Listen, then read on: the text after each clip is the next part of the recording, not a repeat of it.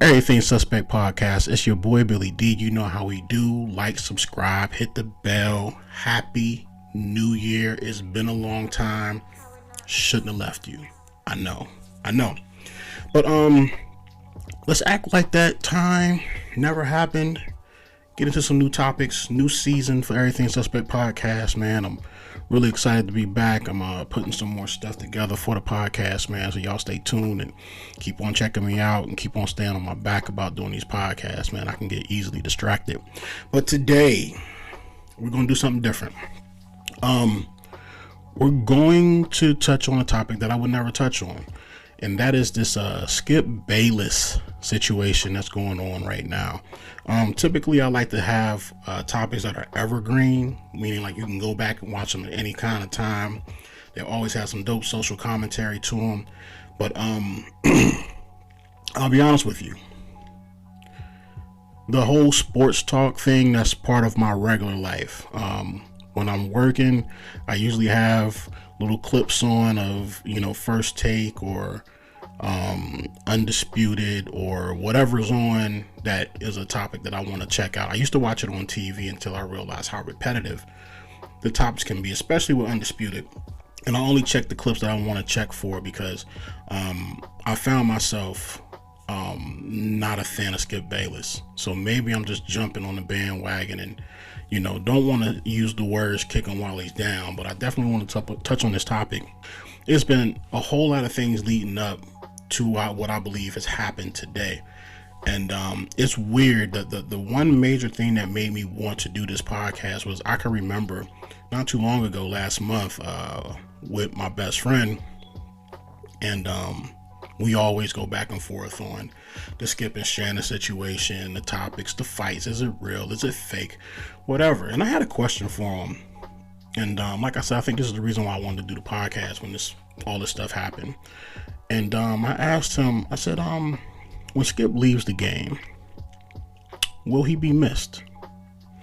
And by missed, I meant by the community that he's a part of. By sports journalists, by ex-players, by co-workers. And my dude said, yeah, absolutely, because he's a pioneer in the game, and he brought something new. He's a part of it when it was coming in, and Stuart Scott, he's been around for a long time, so I believe that he will 100% be missed. And I disagreed. The example that I gave him was when Charles Barkley leaves TNT, he will be missed immensely. Skip, not so much, right? And this has nothing to do with Charles Barkley as a player. This has everything to do with his personality. He says it how it is. He's objective, and that's something that I think Skip lacks. I always call Skip the Larry Merchant of sports talk, especially NBA. He's old. He's doddering a little bit. Some of the topics that he comes up with, it makes no sense. So for those who don't watch it the way that I watch it, it's important that I explain to you what I've noticed and what I've picked up on. He creates all the topics. He writes every single topic. And you can tell, if you really pay attention to the show, that he's the person who is writing the topic. And it's always the same thing. On a scale of 1 to 10, or how much are you this? Or, it's always the same formula with the questions. And it's LeBron, it's Brady. Lately, it's been Baker. Repeat. Cowboys, I'm sorry. It is the Cowboys show. Undisputed would be a better show than First Take if they had young producers who could come up with topics that would expand past their 4 regular ones. I also believe that's the reason why First Take and ESPN is really, really beating the brakes off of Undisputed and Fox Sports. I believe that there needs to be a shake-up in that situation. But the reason why I didn't care for Skip was because you can tell that he lacks objectivity. But worse than that, it's crazy to see somebody who can get so easily flustered and frustrated at somebody who's answering the question that he wrote. How is it Shannon can have numbers and this and that for anything, any situation that, or any question that Skip gives him, but Skip gets upset because he has numbers, and all Skip has is, well, this is one person I don't bet against, and this is my team, and da da da da da. Or he has to bring up something old, and every day he repeats himself because he keeps on writing the same topics.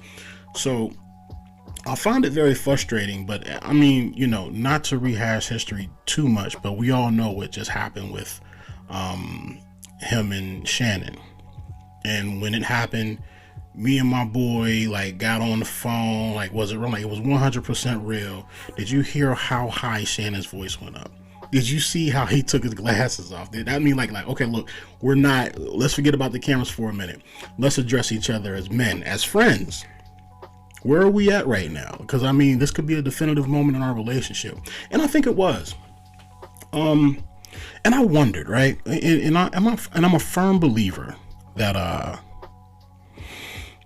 I think after that conversation, I think it definitely changed their relationship in the way Shannon looks at Skip, but more importantly, the way he knows Skip looks at him. And that could be enough to like really damage a relationship. But it's money to get, it's contracts to work out, it's all of these things. But I think Shannon is one of them dudes where like when you give him that opportunity, wait. So we're doing this now? Yes, that's what we're doing now. Got you. I believe that's when he changes the way that he moves around you. I believe that's when he starts saying, okay, I know where we're at now. I thought we were someplace different. Let me recalibrate and we're going to move on from here. I also believe, and what I would like to hope is that after that segment or after that show or whatever, Shannon was able to pull Skip aside and say, hey, bro, I get where you coming from. I know where you're at now, but bust it. You can't do that no more. I don't care what you got to do. I don't care if you got to bite a hole in your tongue in the middle of a conversation or in the middle of a debate. You can't talk to me like that ever again. Otherwise, we got to figure some other things out. I honestly believe a conversation like that probably happened. But then I started going around the internet, and of course it was a bigger deal than what I thought it was. I thought it was just something that me and my homeboy was bantering about and breaking down psychologically and all of that. But no, man, it got picked up on a whole lot of different venues. Even the guys on TNT, Charles Barkley, Shaq, were making fun of how, you know, Skip clown Shannon and all of these things. So I started seeing other podcasts, and, you know, a lot of them were saying that they felt as though Skip needed to apologize to Shannon for what he said to him and for discrediting his career. And I wondered, would a online or would a personal conversation behind the scenes be enough? Because I also believe that Shannon is the type of dude where, you know, your apology has to be as loud as your disrespect. So it made me wonder where the relationship was really standing. Not that I care, but it's just, that's a big deal, man, especially when it picks up that much social media attention. And that brought us to where we are today. The Bills played the Bengals last night. Damar Hamlin had made a hit for the Bills. It just so happens that he hit at the right place, at the right time, at the right speed to have a cardiac arrest at 24 years old. Let's say this, for starters, we're all praying for Damar Hamlin. 1000%. It's scary what happened to that young man. And it sounds like he's been balling. He came in a very low pick, and he's starting on a Monday night. That's amazing. I hope that he's able to make a full recovery. And prayers definitely go up. Not just saying that, but for real, like definitely prayers of healing, and pray that God touches him and his family and he get over this and he gets back on that field if he chooses to. But I want it to be his choice. and not, these circumstances. For those who don't know, Skip, before even thinking, puts out a tweet that basically came off as though he was saying, okay, the dude's hurt. We only got one more week of football. I know they're not going to postpone this game. That's not what he said. We're going to paraphrase it, because we don't really get into the whole, what I'm saying? I try to get in and get out on these podcasts, but if you know it by now, you already know, like, what he said. It came off insensitive. And I think what it did more than anything else was it amplified how bad he's been, especially in very, very recent history. I can remember, is it Jenny Taft was on there, and she used to be a moderator after Joy Taylor. She didn't like the way that he called out a coach's size and saying he can't be a good coach if he's out of shape. She called him out on it. He got upset. It turned into a thing on air. Next thing you know, she's off the panel. He and Shannon have gotten into it a few times recently, and it just didn't feel like a dope, fun trading debate. It felt like it was getting personal. It felt like, Shannon would come up with a topic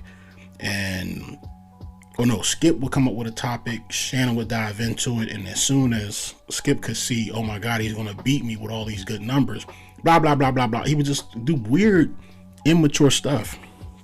So I was even surprised to see that after this tweet went out, I'd never seen so many blue check marks come for one person over something that seemed to be not irrelevant, but something that, like, you see so many people get put in Twitter jail or get canceled, or people come for me. Usually it's like the masses. It's no blue check mark people. And I'm not talking about I'm not talking about Twitter blue. It was just so many blue check marks. But more importantly, there were so many athletes who hold so much weight and who are a part of that community that really went in on Skip, man. Really went in on Skip. I had no idea what he said overnight. So when I logged on to listen to a few segments and see how DeMar was doing, that's when I saw, like, why Skip by himself. And then it went into his whole bit about, so last night, let me tell y'all what happened. And he really tried to walk it back, but I feel like it was way too late. So let's go over some history of some things of what Skip has done. As we said recently, he got rid of a female moderator that was on there. Jalen Rose, I think he was defending Chris Bosh. Richard Sherman read him his rights before. T.O. Terrell Owens, I was looking today, and he did a segment or a podcast with Dwight Howard. He is taking full advantage of kicking Skip while he's down. He's saying that he's part of the reason why he had to wait all those years to get into the Football Hall of Fame. He really went in on Skip. Terrell Suggs from the Baltimore Ravens, he's had issues with Skip. Charles Barkley said he wanted to kill him, I think, at one point, allegedly. I could be wrong. And Dak Prescott, I think his brother committed suicide during the pandemic. He's like, dude, ain't no time for that, bro. You got to get back out there and ball. I think he wrote a book back when he was covering the Cowboys, and I think he insinuated that Troy Aikman had some extramarital stuff going on, or possibly some homosexual relationship. I could be wrong. We'll put an allegedly on that, but I want to say, like, that was a thing that was unproven. So it's like you're not receiving the respect of the players that you cover, and you also are coming off as not being a credible journalist. So, like, what are you here for? This is the reason why I believe that he would not be missed when he finally leaves, whether it's retirement or he holds that mic until they grip it out of his cold, dead hands. The question that I have for you guys is what he said worth the attention that he's getting? Or is he so hated that people who don't like him are just taking advantage of the situation and kicking him while he's down? What will this do for his legacy? And when it comes to Shannon, I think Shannon showed us with his actions today, because he did not show up on the panel today. He did not show up to work today. And the show went on without him, and it was a horrible show. Is Shannon not showing up, and also Shannon's not speaking through Twitter or releasing a statement about what Skip said? Is that something that's residual from the last blow up that they had? And if it is, how will this affect their relationship going forward? And are we starting to see the beginning of the end for Undisputed? Nevertheless, man, Everything Suspect Podcast, man. See y'all soon. Y'all chill. Everything Suspect Podcast.